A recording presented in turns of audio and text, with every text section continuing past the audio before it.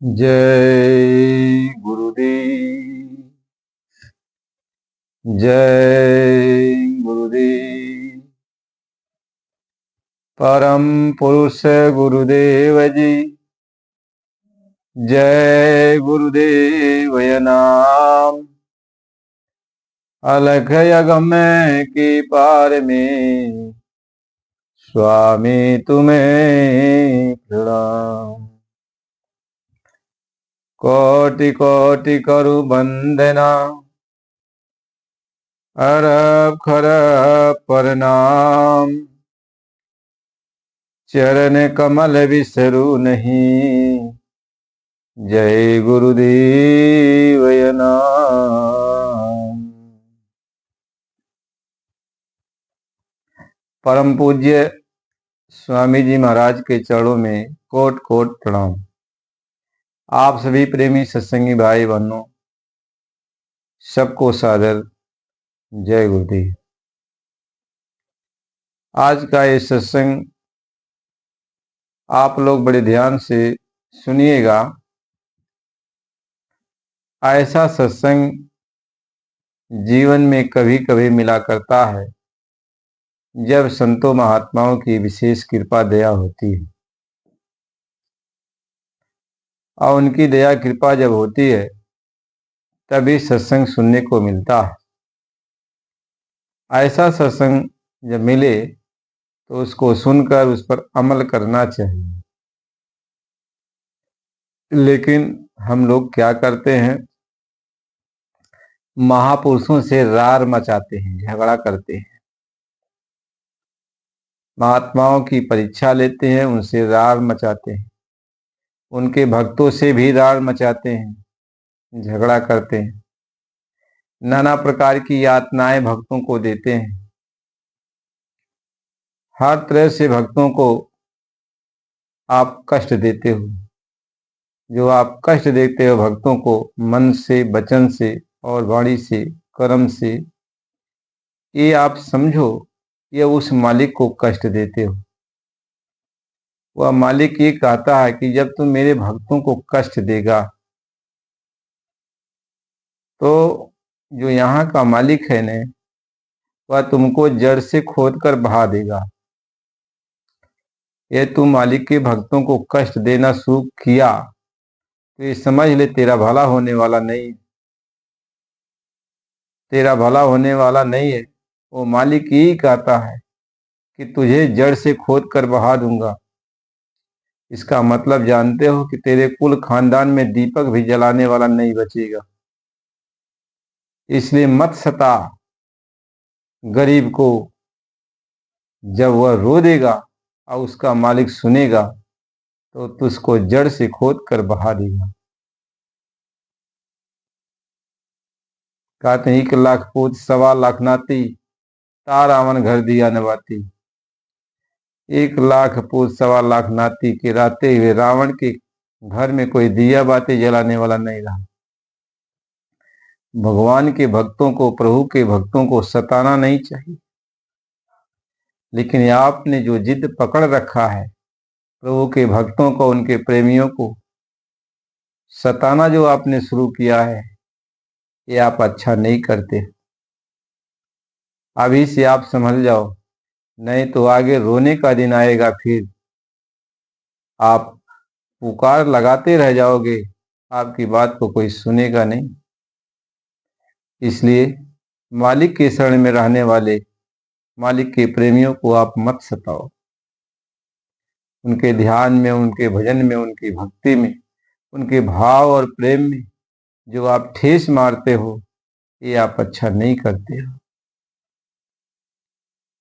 ये आप अच्छा नहीं करते हो। इसलिए भगवान की भक्ति करने वाले भक्तों को यदि आप उनका सहयोग नहीं कर सकते हो तो उनको कष्ट मत दो, उनको तकलीफ मत दो। आपसे एक करवल्य विनम्र प्रार्थना है कि मालिक के भक्तों को आप कष्ट मत दो। नहीं तो वह कुल मालिक जब सुनेगा और तुम्हारी तरफ जब ध्यान लगा देगा तो भगवान कि दृष्टि से आप बच नहीं सकते हो। फिर रोने के सिवाय आपके पास कुछ नहीं बचेगा। इसलिए ये बार बार हम लोग विनती करते हैं, प्रार्थना करते हैं कि भगवान के भक्तों को नहीं सताना चाहिए। सही मार्ग पर, मालिक की भक्ति के मार्ग पर चल रहे जीव को इतना नहीं तड़पाना चाहिए। देखो, मीराबाई को लोगों ने बहुत तड़पाया। मीराबाई का इतिहास उठा के पढ़ो। सहजोबाई को लोगों ने परेशान किया, उनका इतिहास उठा के पढ़ो। रविदास जी को लोगों ने परेशान किया, उनका इतिहास उठा के पढ़ो। कबीर को लोगों ने परेशान किया, उनका इतिहास उठा के पढ़ो। नानक साहब को लोगों ने परेशान किया, उनका इतिहास उठा के पढ़ो। ऐसे जितने भी महात्मा आए, जब लोगों ने परेशान किया तो परेशान करने वाले के बारे में सोचो, क्या उसकी गति है। आप अपने कुल, अपने खानदान में, अपने परिवार में, यदि आपके घर में कोई भगवान का प्रेमी है, कोई बच्चा है, बूढ़ा है, बुजुर्ग है, कोई भी भक्ति करता है, उसके भक्ति के मार्ग में रोड़ा मत डाल।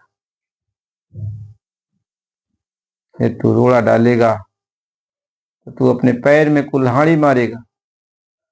फिर आगे चलकर जो गति होने वाली है, तुझे सपने में भी अंदाजा नहीं होगा कि ऐसा क्यों हो गया। हाय हाय करके रोने और पछताने की सिवा तेरे पास और कुछ रह नहीं जाएगा। प्रेमी भाई बहनों, हमेशा ये मालिक समझाया करते कि बच्चा, किसी को कष्ट मत देना, किसी को तकलीफ मत देना। हो सके तो उसके साथ अच्छा बर्ताव करना, उसके उद्धार करने की कोशिश करना, गिरते हुए को उठाने की कोशिश करना। कभी किसी को गिराने की कोशिश मत करना।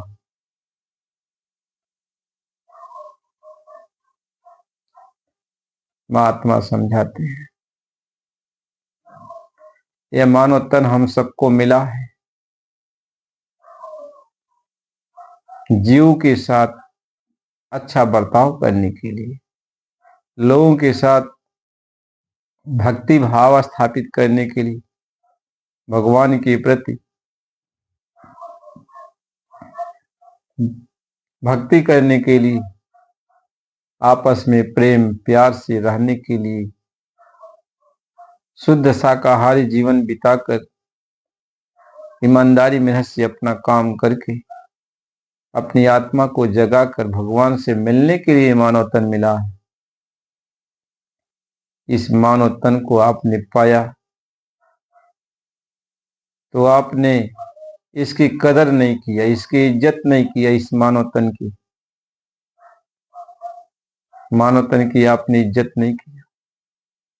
और इस मानव तन में आपने जो जो गंदी गलीज वस्तुआं डाला है, इस मानव तन को अपवित्र कर दिया, इसकी सजा तुम्हें मिलेगी।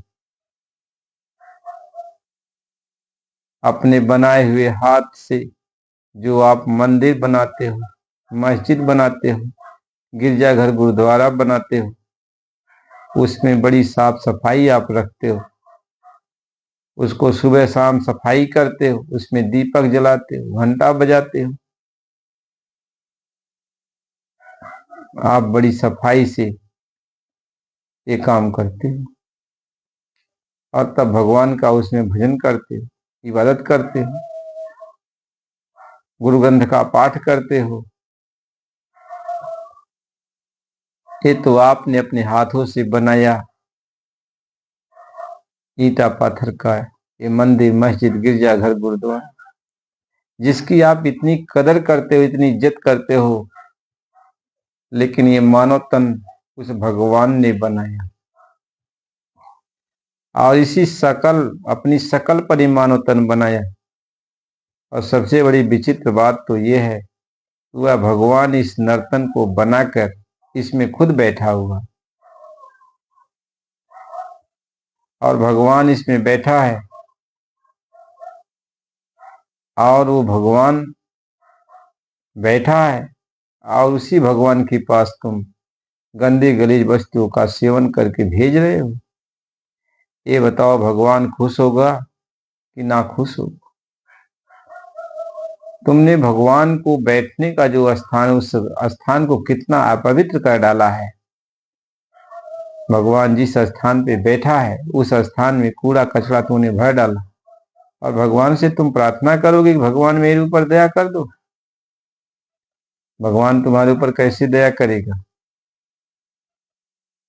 कह पूत पराया मार दया नहीं लावे। कहते हैं दूसरे के पूत को मारकर उसको खा रहा है, तेरे अंदर दया नहीं है, और तू भगवान से दया की, रहम की भीख मांगता है। तेरे ऊपर तो कभी सपने में भी दया भगवान नहीं करेगा। दया मांगने से पहले तुम्हारे अंदर दया होनी चाहिए। जब तेरे अंदर दया नहीं है तो भगवान से तू क्या दया की भीख मांगेगा? भगवान ने कहा था, तू ही मेरे मंदिर को अपवित्र कर किया है, गंदी गली वस्तुओं इसमें डाल रहा है, मुझे तू परेशान कर रहा है, तो तू क्या आराम से रह सकेगा? तू गंदी गलीज वस्तुओं का सेवन करता है, खराब लोगों की संगत करता है, और मेरे भक्तों को तू सताता है, तू आराम से रहेगा? कभी तुझे आराम नहीं मिलने वाला है। तेरा बना हुआ काम भी सब बिगड़ जाएगा, और बिगड़ा हुआ काम तो बिगड़ता ही जाएगा, कोई रोक नहीं सकता। ये तू संभलेगा नहीं तो फिर संभलने का कभी चांस भी नहीं मिलेगा। महात्मा ये समझाते हैं कि यह नर्तन तुझे मिला है, एक मौका दिया गया, संभल जाओ, संभल जाओ, अपनी पुरानी आदतों को छोड़ो और प्रभु की भक्ति में लग जाओ, प्रभु की याद में लग जाओ। यदि तू ऐसा नहीं करता है तो आगे तू जान, कहीं जैसन करवा मोरे भैया तुहरे आगे उतरी। कर्म जो जो करेगा तू वही फिर भोगना भरना। जैसा तू कर्म कर रहा है मालिक के भक्तों के साथ, वह तुझे ही भोगना है, तुझे ही भोगना है। इसलिए यदि अपना भला चाहते हो तो मत सता गरीब को, मत सता मालिक के भक्तों को। यदि अपना भला चाहते हो तो मालिक के भक्तों को तू सताना बंद कर। किसी का कोई पत्नी बना, किसी का कोई पति बना, किसी का कोई भाई बना, किसी का कोई पिता बना, किसी का कोई कुछ बना, तो सबको भक्ति करने का अधिकार है, सबको भजन करने का अधिकार है। भक्ति स्वतंत्र सकल गुण खानी, और बिन सत्संग ने पावे प्राणी। भक्ति स्वतंत्रता की है, सारे गुणों की खान है। आपको सत्संग मिले मालिक के प्यारों का, मालिक का, संतों महात्माओं का आपको सत्संग मिलेगा, आपके अंदर भक्ति जागृत हो जाएगी। तो भक्ति जागृत हो जाएगी। मालिक की भक्ति करने का अधिकार सबको। पति कहे कि पत्नी नहीं कर सकती, पुत्र कहे कि माता नहीं कर सकता। लोग यदि ये सोचें कि ये भक्ति नहीं कर सकते हैं तो तुम्हारा भ्रम है। भगवान ने सबको अधिकार दिया है कि सब लोग भक्ति कर सकते हैं।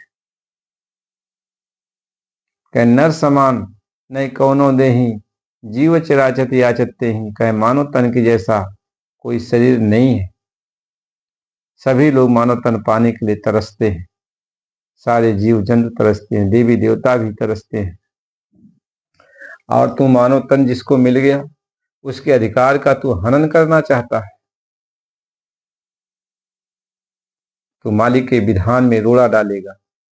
यदि कोई भी किसी की स्वतंत्रता का हनन करता है तो भगवान के विधान में वह जो है अड़ंगा डालता है। तो जब भगवान के विधान में कोई अड़ंगा डालेगा तो भगवान क्या उसके ऊपर खुश रहेगा? कभी खुश नहीं रहेगा। महात्मा इस बात को समझाते हैं। इसलिए यदि अपना भला चाहते हो तो भक्ति का मार्ग चुनो, भगवान की भक्ति का मार्ग अपना लो और मालिक के भक्तों को सताना बंद करो। यदि अपना भला चाहते हो तो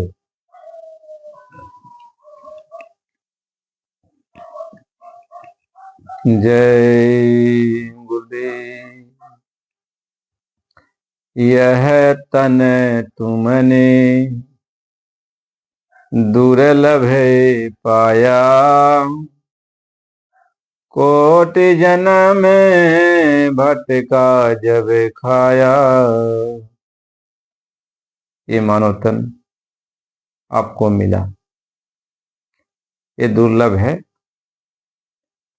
यानी दुर्लभ उसको कहते हैं जो मिल नहीं सकता है, जो चीज मिल नहीं सकता है, दुर्लभ उसी को कहा जाता है। ये मानव तन मिल नहीं सकता, लेकिन आपको मिल गया।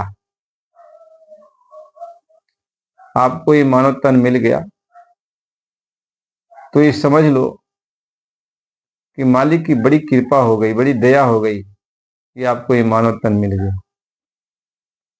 करोड़ों जन्म भटका खाने के बाद, कहीं कोटि जन्म भटका जब खाया, करोड़ों जन्म भटका खाने के बाद तब आपको ये मानव तन मिल गया,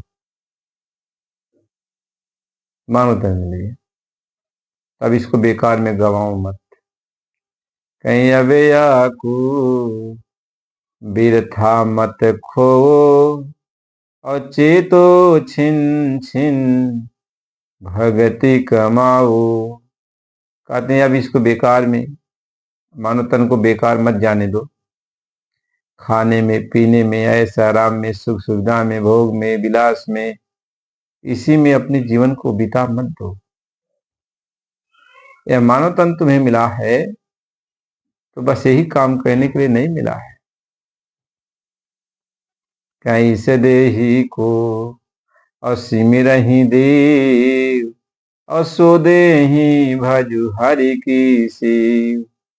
कहीं से देही को पाने के लिए सारे लोग तरसते हैं, तड़पते हैं, और यह देही तुमको मिला है तो क्या करने के लिए? प्रभु की भक्ति करने के लिए। और प्रभु की भक्ति करने वाले का आप विरोध करते हो तो आप बहुत बड़े अपराधी हो, आप रावण से कम नहीं हो। यदि प्रभु की भक्ति करने वाले का आप विरोध करते हो तो आप रावण से कम नहीं हो, कंस से कम नहीं हो।